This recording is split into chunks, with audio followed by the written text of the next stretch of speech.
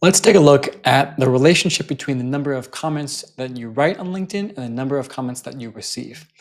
I'm going to show you the data of hundreds and hundreds of LinkedIn profiles that we've compiled, where you can see the number of comments received and the number of comments written. So on the axis here, this is the comments written axis on the left, on the bottom, and then going up and down is the comments received axis. So the R squared of this data, this correlation is 0.65-ish, which is quite strong. So there's a quite strong correlation between these two data points. You might think this is the case, but it's good to kind of see it statistically on paper, isn't it? So the main thing I want to go over is to explain and try to think about what explains the people up here and the people down here. Okay, so basically, what explains people receiving a lot more comments than they write, and what explains people writing a lot more comments than they receive. So up here you have people who are kind of the influencers who are big enough that they don't need to do much engagement. They kind of just post, and that they have some sort of position. They're probably more like a CEO or a journalist, and they're mostly posting, and they get followers because of their position, but they're not really needing to engage to do that. This is unusual.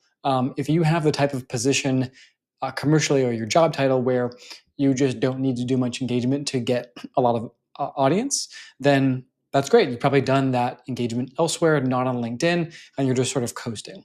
That's fine. I mean, my advice would be to do more engagement, and this number would go still upward.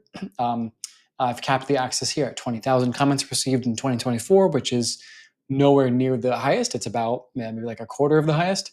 So, if you're here, you could probably bring yourself, closer to there, right? Like you'd go up this way further by doing more outbound engagement.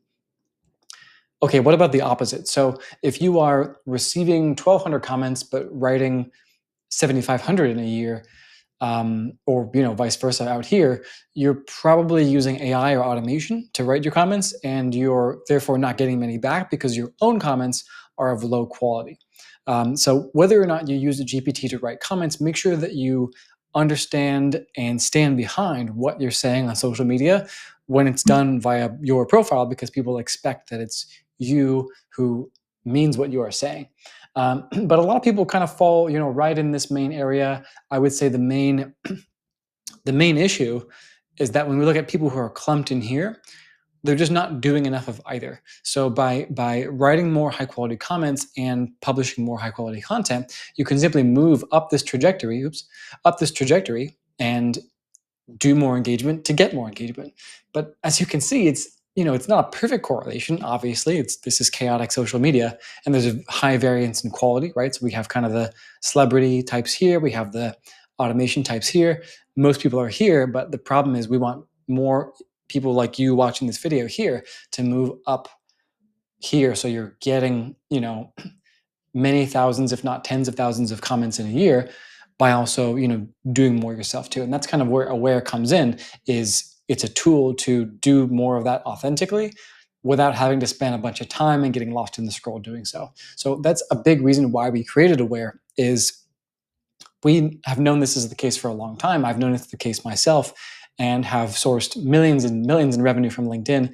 And it's not just posting, it's also commenting, DMing, meetings, helping people, adding value, in addition to publishing content of your own.